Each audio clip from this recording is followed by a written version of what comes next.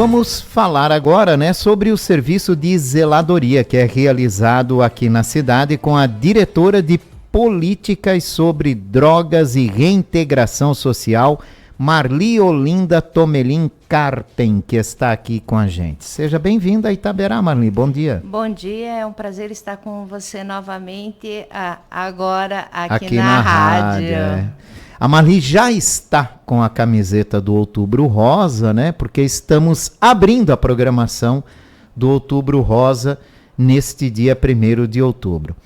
Marli, ultimamente tem crescido esse movimento, né, de ações de zeladoria na cidade. Foram 3 na semana passada, nas semanas anteriores, pelo menos a cada dois dias por semana. Tem esse serviço. Essa semana também tem mais programação? Temos sim. A gente está com a programação de 3 dias por semana, segunda, quartas e sextas-feiras, né? Desde que a CEURB tenha agenda liberada para isso, né? Então, a gente faz sempre a avaliação dos pontos onde a gente tem denúncias, né? No 156, opção 2, quando a população indica locais que estão com pessoas em situação de rua e acúmulo de materiais, às vezes reciclado ou lixo mesmo, a abordagem social passa, vai fazer os atendimentos e verificando que o local está insalubre, é feita a programação junto com a CEURB e aí é feita a zeladoria. Em que casos, por exemplo, né, é possível acionar vocês, né, para fazer esse tipo de serviço? É quando a população observar que tem já há dias uma pessoa no local, uma pessoa em situação de rua, porque às vezes eles só passam uma noite e já saem do local, mas às vezes eles ficam permanecendo por mais tempo. Daí, quando observar uma pessoa em situação de rua, já pode ligar para o 156, opção 2, informando que viu essa pessoa em situação de rua, que ela está lá dormindo, né, que tem normalmente eles têm papelões, né, junto com eles, e aí a abordagem vai fazer o seu atendimento, vai verificar se realmente é uma pessoa em situação de rua. E se ela é cadastrada ou não, a gente já cadastra como para público de atendimento da abordagem. E aí oferece seus serviços já do Centropop, né, ver o que essa pessoa identifica as suas demandas e se ele aceitar, ele já de imediato vai. Mas às vezes ele não aceita. Então, a gente repete os atendimentos, vai 1, 2, até 3 vezes ao dia, repete no outro dia.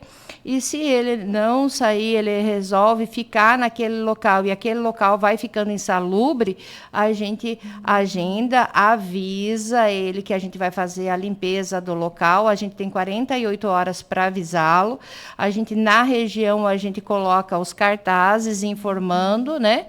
E também isso é agendado com a CEURB. Então, daí, depois que é programado, avisado, a gente faz a limpeza. Porque também não é digno ele ficar naquele local, mas se ele deseja ficar naquele local, a gente não tem como retirá-lo, né, até não haver o aceite dele, né, ele aceitar os nossos serviços.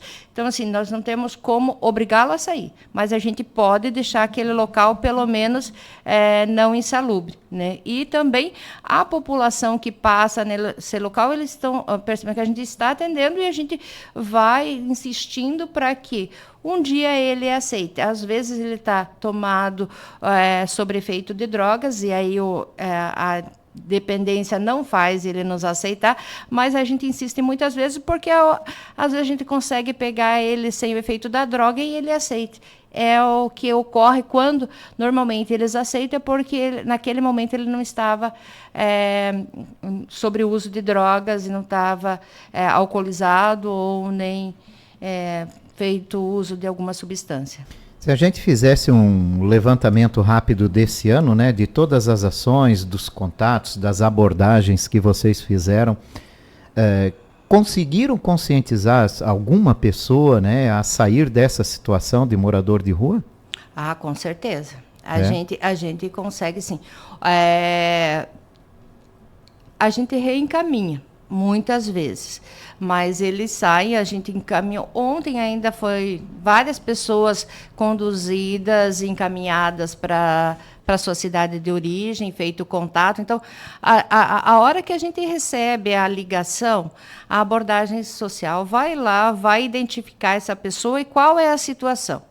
Cada pessoa ela tem uma particularidade, porque o que houve, se é conflito familiar, se é substância psicoativa, nós temos muito finais de relacionamento que leva a pessoa em situação de rua. Olha só.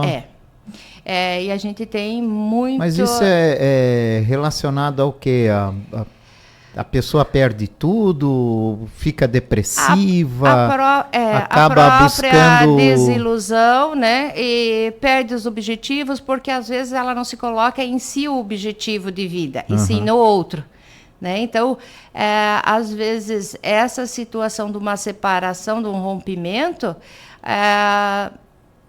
os homens que me desculpem, mas as mulheres conseguem se virar melhor. E os homens acabam tendo essa dificuldade. Porque, assim, tanto é que no nosso levantamento, sempre nos abrigos, eu comecei na diretoria, na CEMUD, já em 2012.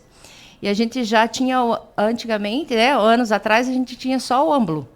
E a gente tinha 50 vagas. E das 50 vagas, 8 era para mulheres. E nem sempre nós estávamos com o quarto ocupado, né? Todo ocupado. A gente tinha 3, 4, e ainda eram pessoas com algum problema mental. Mas os homens quase sempre lotados, e se você fosse fazendo o levantamento, né, conversando com cada um, muitas vezes era isso, não conseguia se relacionar de novo, não abandonava emprego, caía nas drogas, no álcool. Então e o pontapé inicial teria sido o divórcio, muitas vezes, a separação. Olha, interessante, esse dado não tinha chego até aqui então, né? Porque se fala muito do elevado número de pessoas em situação de rua com algum tipo de vício, né? A motivação disso ainda não há um levantamento ainda concreto, mas está ligado também à separação. E porque às vezes a separação ela é uma consequência do vício. Exato, né? É uma consequência do vício, porque muitos com o consumo exagerado, abusivo, se tornam pessoas também abusivas, né, no relacionamento. E também acabam não fazendo mais parte, até financeiramente, da família. E que fica pesado também, porque faz o uso da substância, ela é cara para se manter, né? Dependendo do quê. E o álcool, ele traz também... Existe a pessoa que faz uso do álcool e que a gente diz que é o bebe quieto, que ele bebe e dorme, né? Fica no canto. Mas tem aquele que bebe e se torna agressivo, né? Comete agressividade e na rua se coloca em risco. Né? Porque, às vezes, eu acho que muitas pessoas já viram eles perambulando no meio dos carros, então a gente é chamado, muitas vezes, a situação é essa, pessoa perambulando no meio dos carros, e a gente tem essa atenção, esse cuidado, porque ele não se coloca só em risco, mas coloca a terceiros. Pode acontecer acidente, a gente tem várias vezes assim chamado por causa que pessoas foram atropeladas. E aí não é só a vítima, mas a pessoa que também atropelou, ela tem um transtorno muito grande. Então, nosso cuidado e atenção para isso. Hoje, nós temos no abrigo 4 pessoas nessa situação sendo atendidas porque foram atropeladas. O que se busca com essas ações, né, que foram, pelo menos, a gente entende que foram incrementadas aí nos últimos meses, tem uma certa ação que gerou uma certa polêmica, que foram colocadas grades num lugar que era ocupado aqui na região central da cidade. Aí gerou-se a pergunta, né? O objetivo dessas limpezas, desse serviço de zeladoria, é acabar com a ocupação daqueles locais? Na verdade, essa ação ali, ele é um prédio particular, né? E a parte estava sendo degradada e o proprietário tem todo o direito de proteger o seu imóvel, Ah, né? certo. É uma E ação, assim, então, de um proprietário de do um imóvel, não do governo. não, ali é o proprietário que fechou. A gente conversou, sim, com o proprietário, porque a gente recebia muita denúncia desse espaço, as pessoas circulando até se sentindo ameaçadas. A gente recebeu várias denúncias de ameaça. Eles pediam alguma coisa, a pessoa não dava e se sentiu ameaçada. Então, a gente foi conversar com os proprietários, porque não fazia parte, ali não é calçada, né? Sim. Onde foi fechado, Já é um imóvel parte particular. do imóvel. Então, a gente passou as reclamações, o que a gente tinha recebido, né? Para que ele ficasse consciente de que, se houvesse alguma situação ali mais grave, o proprietário que poderia ter que responder, porque era uma área que ele deveria até proteger, né? Então, aí foi conversado com eles e eles prontamente entenderam a situação de que estavam até eles mesmos se colocando em risco de ter que responder por uma situação mais grave. A gente já teve aqui no município situações mais graves. Então, a gente tem... E aí eles nem tinham essa ciência da situação e que poderia acontecer. Então, foi assim a gente levou o assunto, as situações que veio chegando, e o próprio proprietário providenciou o fechamento do espaço. Quando vocês fazem essa ação, né, esse serviço de limpeza nesses locais, é comum esses locais serem abandonados ou voltarem a ser ocupados? É zeladoria, né? Então, assim, quem faz a limpeza é a CEURB, né? A abordagem social, ela acompanha, porque a CEURB também faz limpeza no restante da cidade. Mas quando é identificado que tem pessoas em situação de rua nesses pontos, a abordagem aí faz em conjunto. E a gente vai lá oferecer o serviço. Acontece, às vezes, de abandonar, mas também de retornar, né, para esses locais. E a gente volta a insistir. A gente tem vários pontos da cidade que a gente já fez várias vezes, né, a zeladoria, e vai continuar fazendo, porque assim, a gente não quer que ele fique numa situação insalubre, pegando uma doença e também podendo transmitir outras, né? E a população também tem o direito de ir e vir. Como ele tem o direito de ficar, a população também tem o direito de passar numa calçada limpa, cheirosa, não, né, numa situação. E eu acho que assim, é o direito de todos, então a gente está zelando por todos. Por isso que chama zeladoria. Estamos zelando pelo bem-estar, tanto do usuário, oferecendo os serviços e um local que fique mais limpo e adequado, como para a população que passa pelos locais. É comum nesta época do ano virem mais pessoas em situação de rua aqui para o município, até atraídos pela festa, pela Oktoberfest? Sim. A gente já começou até a receber pessoas que vêm, né? Mas a gente passa toda a orientação, porque assim, há uns anos atrás, a Oktober ela oferecia os trabalhos assim mais aberto, e já há algum tempo é o Cine que faz a contratação, né? Foi passando para mais profissional as contratações, e isso tem alterado. A gente tem explicado, porque às vezes as pessoas vêm sem carteira, sem documento, sem nada, e aí a gente explica, ó, as contratações já foram feitas, foram divulgados na internet, no meio de comunicação, e agora é muito mais difícil. Eles vêm em busca de serviço, mas vêm no escuro. Vêm no escuro. Muitos vêm no escuro. E muitos vêm porque a possibilidade de um ganho a mais, até nos sinaleiros, na mendicância mesmo, porque vai circular os turistas. Esse é o boom do momento de Blumenau, é agora, Oktoberfest. Como no verão é balneário e as praias, né? Então, eles também têm esse conhecimento e eles vão em busca da onde tem mais circulação de pessoas.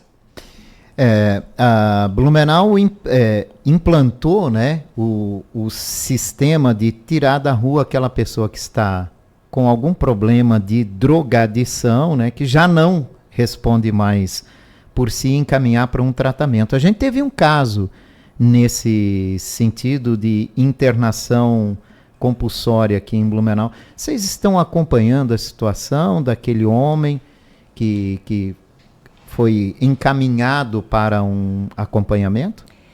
Sim, só que a gente não gosta da palavra tirar, porque a gente não tira, a gente acolhe. A gente oferece os serviços e acolhe.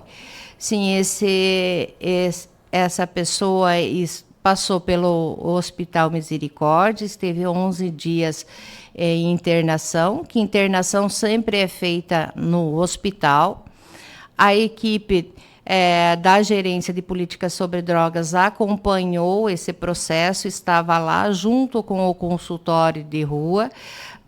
Também a equipe da abordagem social, os técnicos acompanharam esse período que ele estava no hospital e houve o convencimento dele, a aceitação dele de ir para uma comunidade terapêutica voluntariamente. Então, depois dos 11 dias que ele ficou no hospital, ele passou para a comunidade terapêutica.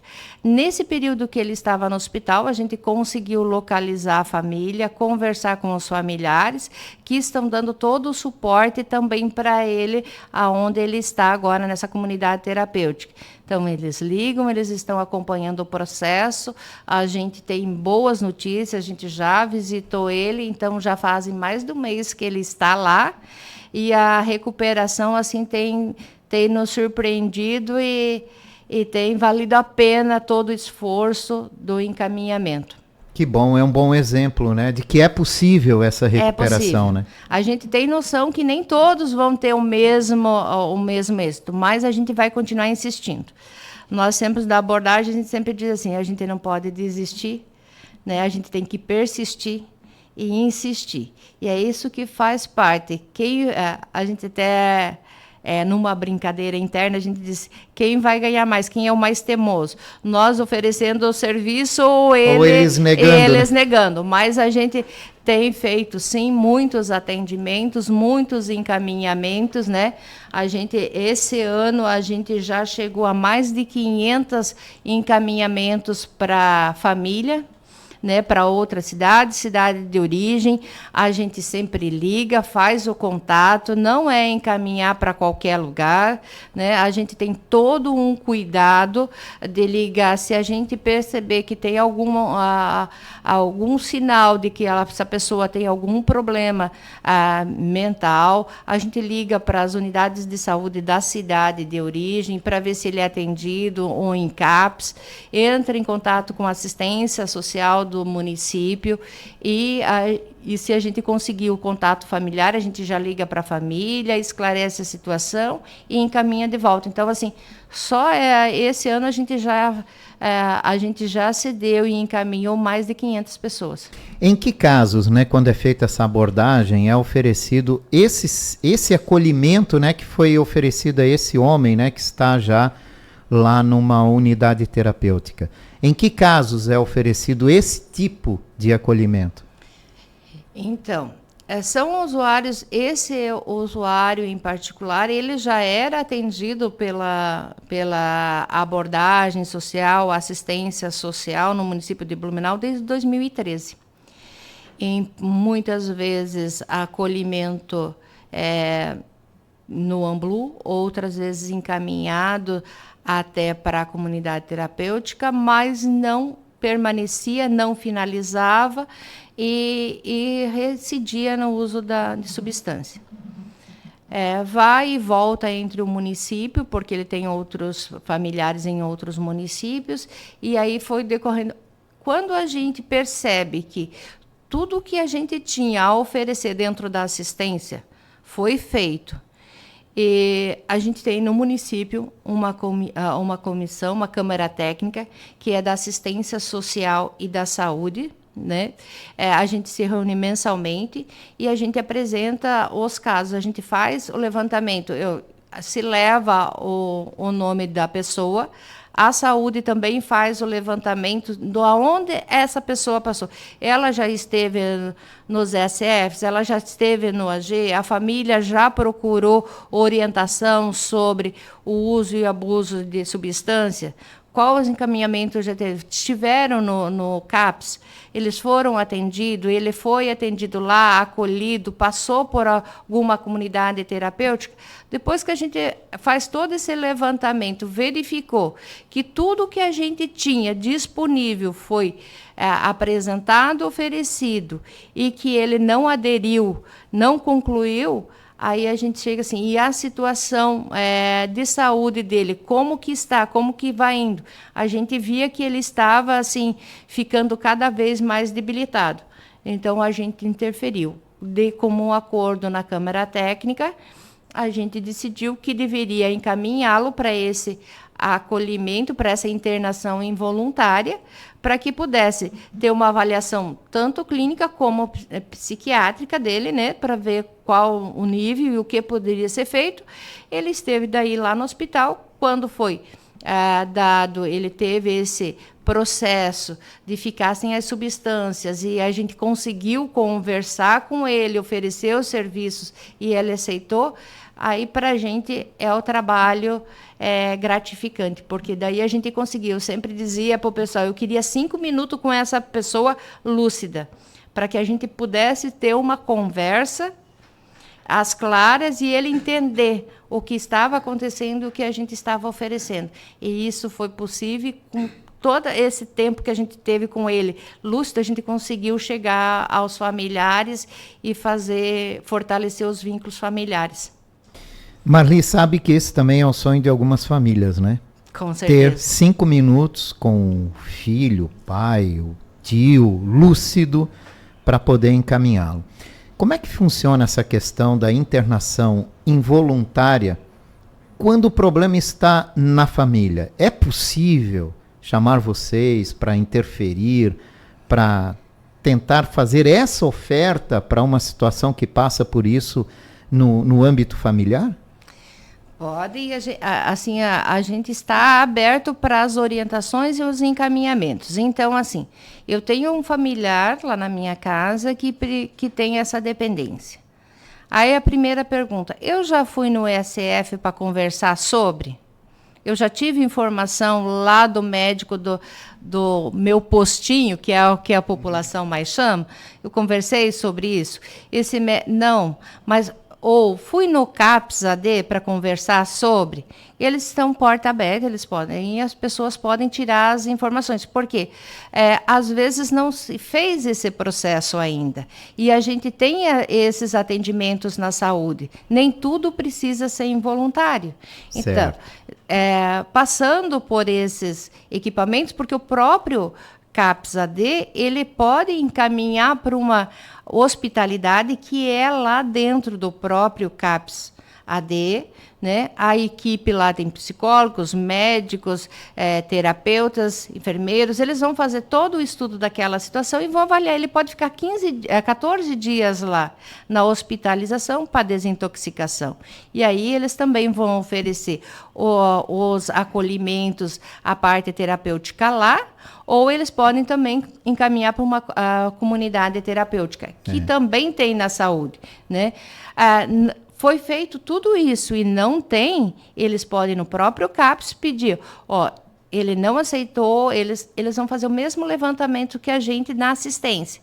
E aí eles podem trazer o nome para a gente, para encaminhar, né, na Câmara Técnica, quando eu digo a gente, é a Câmara Técnica, para ser avaliado. E esse nome vem para a assistência e a gente também vai fazer o levantamento. Essa família já foi acolhida num CRAS, ou num CREAS, ela teve a orientação da assistência sobre a dependência encaminhada, porque quando ele chega no CRAS, aí eles acionam a diretoria de política sobre drogas, que a gente marca um atendimento, ele vem lá e a gente explica os processos, o que pode ser feito pela assistência.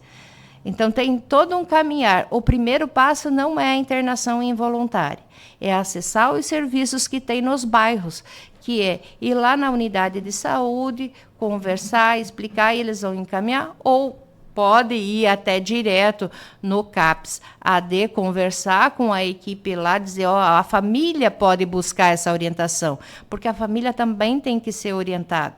Não é só a pessoa que é dependente, mas a família também precisa acompanhar.